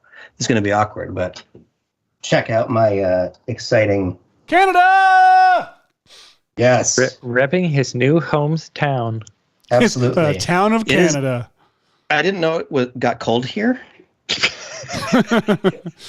You threw out all of your jeans and all of your socks. I did. I mean, we're higher on the globe, so that's closer to the sun, right? Heat rises, yeah. Which that's should be definitely the top. way the Earth's sitting. So definitely heat should go to the top. Did we discuss on this show how any time travel device would have to also keep track of position, where in space and time? Yeah. For those who missed that episode, we discussed that a time travel device is only good if it's a time and space travel device, because at this moment in time, the Earth is moving quite rapidly in a direction and spinning. And so if I time travel to this exact point in space 10 minutes ago, I would be way, way, way over. Well, here's the other thing, Michael. It is scientifically, if theoretically, if time travel were possible, it is impossible to travel just through time. You must also travel through space in order to travel through time as well. Actually, wait, is that not just the exact sentence that he said? No, he said if you were to travel through time, you would end up like in a different space because of the movement if of it were Earth. the same, right? Yes. But I'm saying that theoretically, apparently, you have to travel through space in order to travel through time as well. They sound the same. Time is just a dimension. Like it's a flat circle.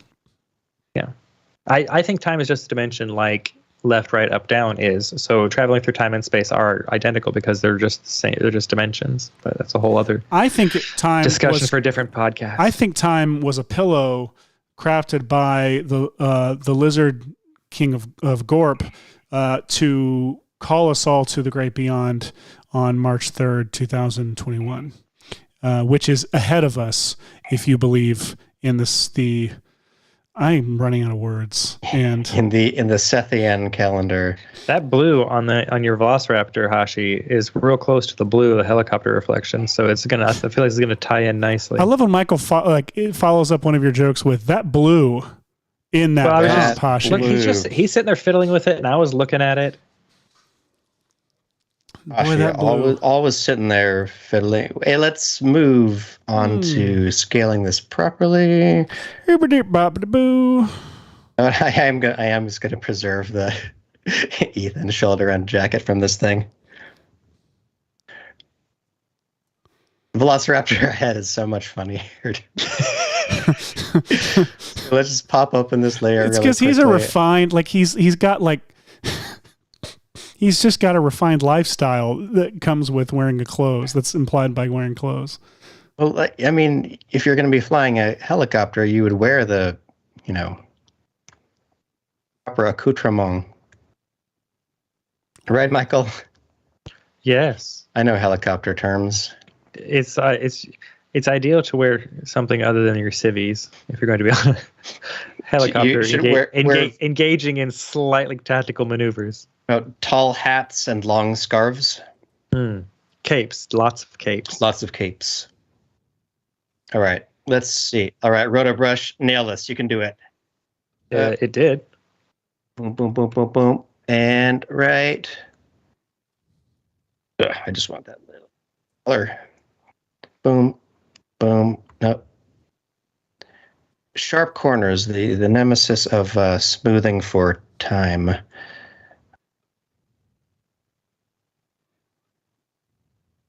I know when you were rotoing Batman ears, that turned out to be the oh my god, the specific weakness. And when Roto Brush does not care for sharp corners. And when you're all. rotoing Batman ears in a Nolan film, where there's just like darkness, it's darkness, and there's no like, it's just all diffused and all soft like lighting, and there's no sharp edges. Oh, it was Batman ears on black background with no rim light. Oh, we're freezing things, Seth. We're freezing things. We're freezing. And what's happened? Oh, freeze. Hashi's freezing. There we go. Wait, hang on. Is freeze spelled correctly in that graphic? Yes, it is spelled the way Schwarzenegger spells it. Gotcha. Freeze. Freeze.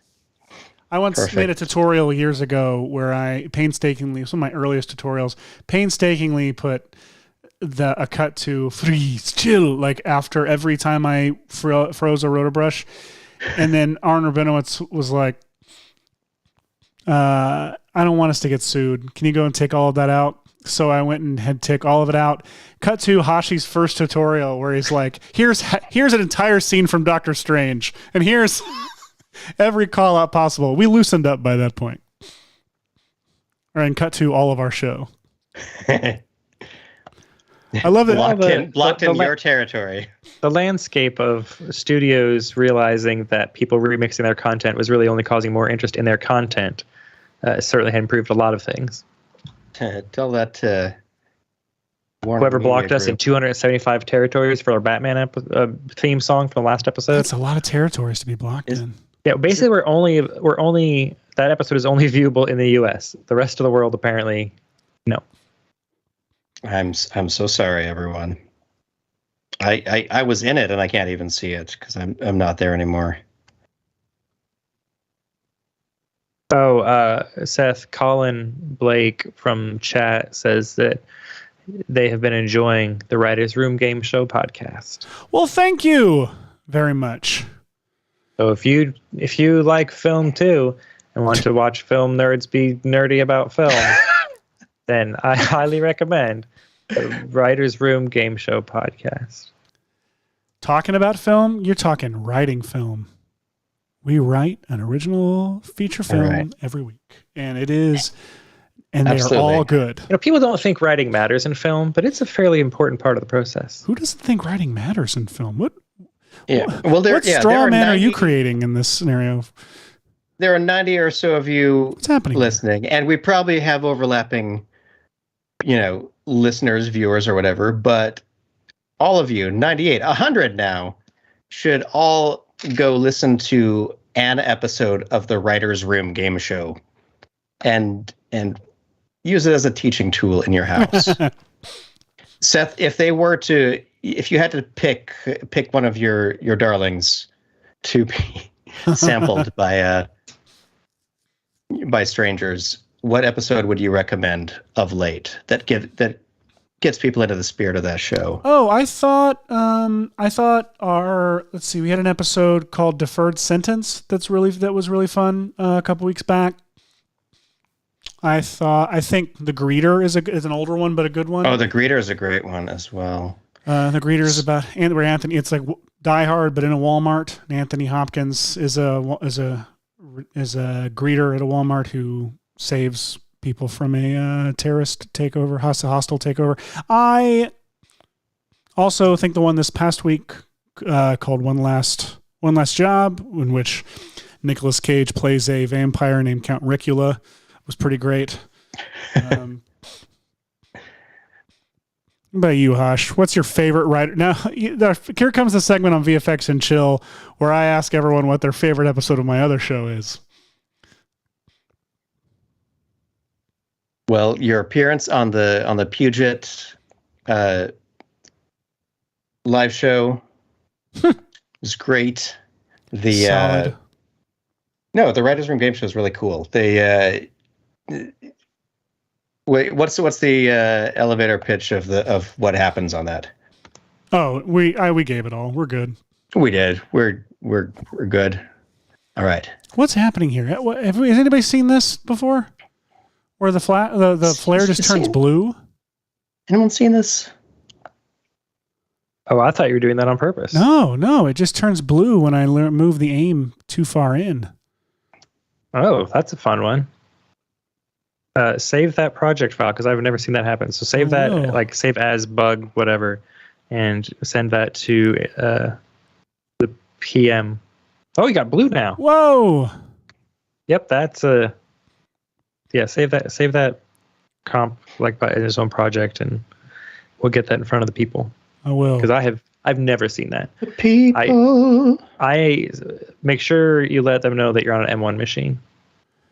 You and your M1. It renders on the GPU set. It matters. I know it matters. All right, let's see. You know what? I'm going to draw this mask. Oh, I'm going to try a little trick that sometimes works. We've been over this before. If you are, let's see, let me play back my shot. So we've got Tom Cruise turns head like that. I feel like that action works in this shot pretty well. Really good action, yeah. But right over here, we get close to this kind of edge, and it gets past a little bit, which betrays that it's supposed to be inside this helicopter. So I think if I put something in front of it, you'll forgive how long the nose is.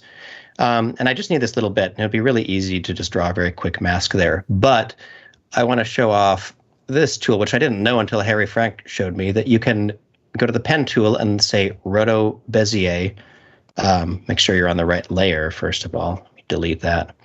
And then now you don't have the same handles as you do on something else, but it starts defining a shape like this. And this works really well for scenery. You can kind of adjust it so it's, it's a weird kind of auto Beziered curve shape. But the reason it's good for this purpose is you can go down here and then say track mask. And then I'm just going to, I guess I'm on the last frame, so I'm going to track backwards. Oh, come on. That was a softball. The mountain grabbed the edge of it and pulled it away. Silly mountain. Always grabbing edges and pulling them away. Grabbing edges. All right. So obviously my mask went a little bit too wide. But it's kind of nice to get something that's semi-auto tracked. Whatever. All right, so we've got this. I'm going to... Seth, he looks really excited to be shooting that gun. He's so stoked. This is like a highlight. She's so stoked. I so apologize. Well, again, Tom Cruise is a he. The dinosaurs is a she. They're being mixed together. Gender is a construct on this episode of... Well, I don't mean to make fun of that thought, but okay. I say this episode is going to offend a lot of people, starting with everyone who loved Gremlins and or E.T. from the beginning all the way through to Southern Baptist. Only one of those demographics are real. Don't worry.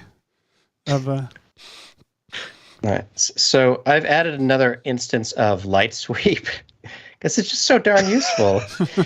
And I'm just sampling this color that you can tell the tint is kind of pushing everything inside the helicopter to this light gray color. So I'm throwing a light sweep on with that color, and instead of add, which is the default to like brighten a thing, I'm changing it to composite. And so now it's just compositing that color over this little section right here. I can change the angle, I can change the width. And so it's just like getting his nose. So he's a little bit, further forward in here, but I'll find the right angle for that, maybe a little bit wider. And look, I can like turn that up so it's like more of them is behind glass. So good. It's so good, Hashi. Let's try that. And just ramming his nose into the far corner. You should just have it shatter the glass and have the glass fly at us. Yeah, a little breaking glass moment out the side there from Action VFX. All right, these two shots, they go well together. They do go well together, but that shot of him with his mouth open like that makes me think of the shot in Pulp Fiction where the dumb young criminal comes in shooting and misses. Oh, yeah. Misses Samuel L. Jackson and John Travolta, like all over the place. Just that eager gunfire moment. That's true.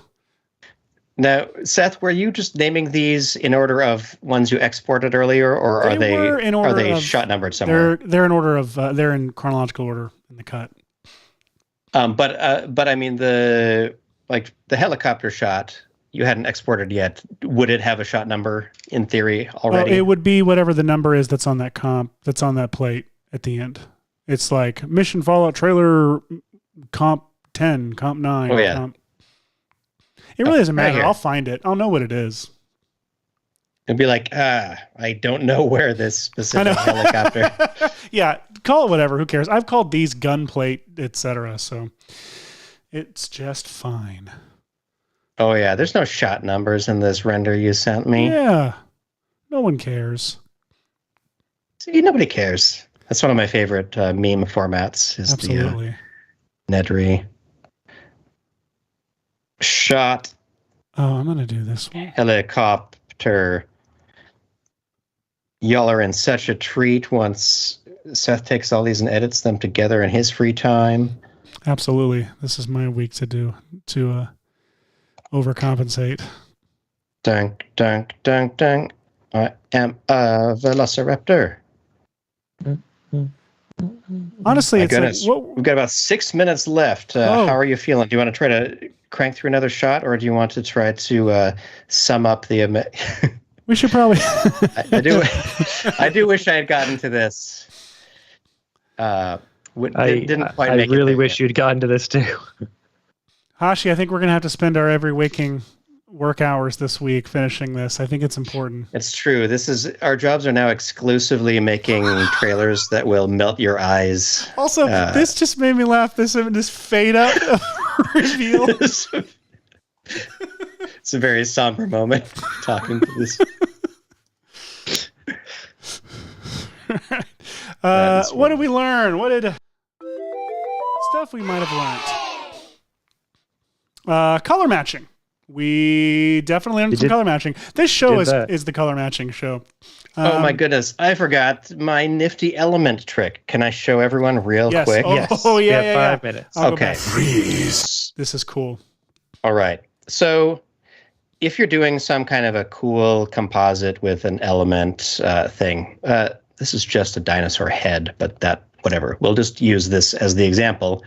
A lot of the time, you may want a composite fog that's in front of them or whatever. And we have on the show gone over how in Element you can go, down here, and instead of the full render, or you can go to output, and instead of the composite, you can say, do like a Z depth, and it'll sort of put out this. And now you've got another map that you can use or play with or whatever. Or my favorite, the world position map. So you can take a depth informed look at your image like this. You can turn up the feather amount of that. You can adjust the Z space so you can try to get a nice dynamic range of a depth map. So moody, the moody presentation of that raptor. And it's so cool, but I'm always doing this at the very end of my workflow because, beforehand you may be tinkering with all of the element pieces and you're sort of rendering what is your beauty pass or whatever. So I'm always saving this layer to be like the beauty, whatever, export the whole time. So it'll be the composite layer and it'll look all pretty or whatever. But then I realized, what if I opened the essential graphics panel. What if I knew where the essential graphic? There it is. And on my element layer, just twirl this down a little bit. And let's say for the output mode, I could drag the show category to this. And then I could go into a new composition, whatever, all by itself, then bring in this 3D head. Oops, not that one, this one.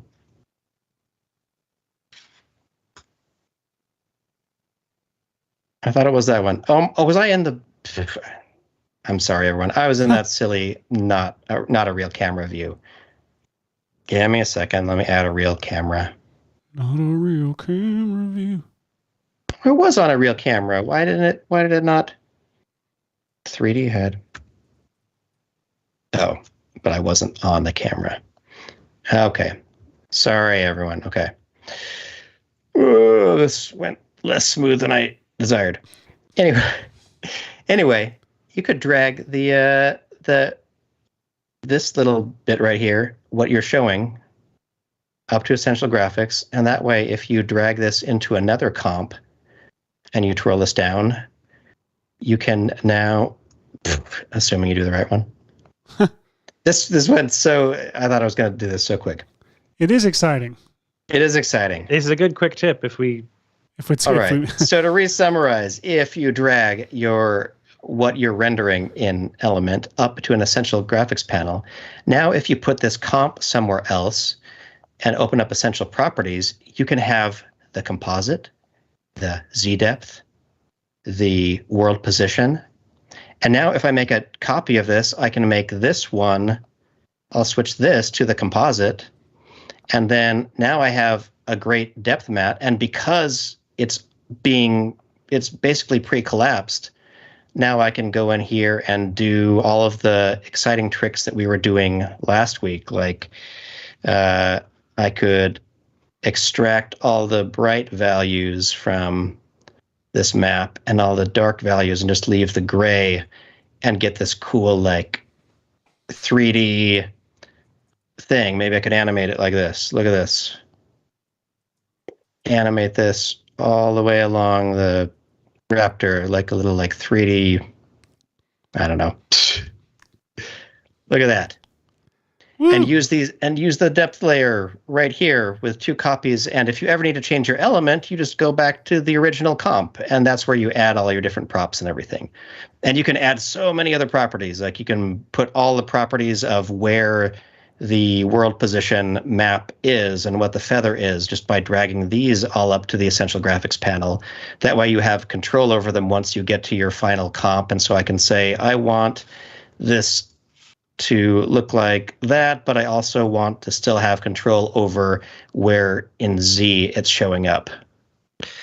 And I mean, like every use of the Essential not every use, but like a lot of the uses of the Essential Graphics panel, it gives you control in the context of the main comp to do stuff, and you don't have to have multiple copies of your element layer. Then you have to, if someone says, oh, I need to change the lighting or we need to change the angle, you don't have to go into every single one of the element layers to change stuff.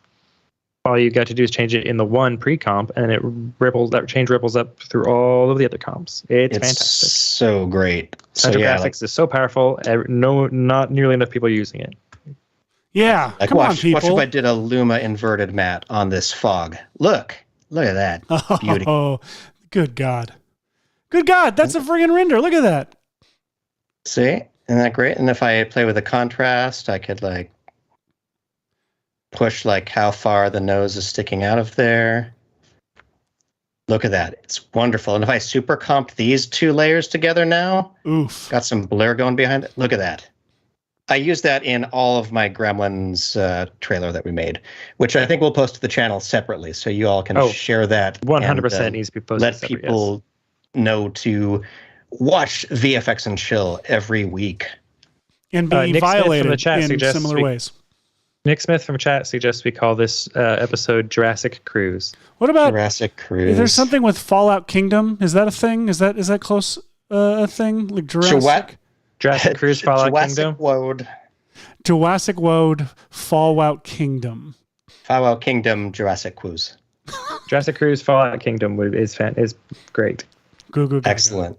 And I know we're all the way to the end of the show, but I did promise that I would shout out one of our super fans, someone who has watched every single episode of VFX and Chill, my wonderful mother-in-law, Sarah.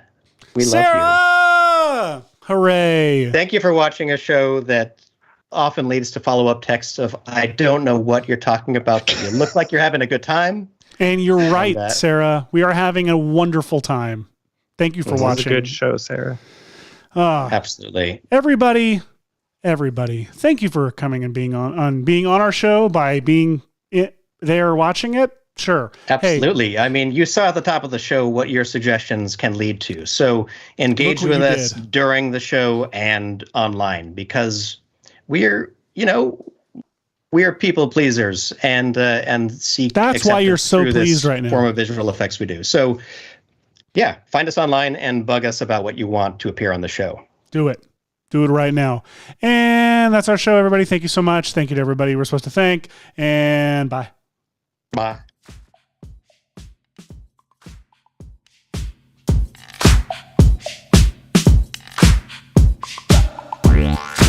Sorry about Batman. Just ignore Batman. That was last week.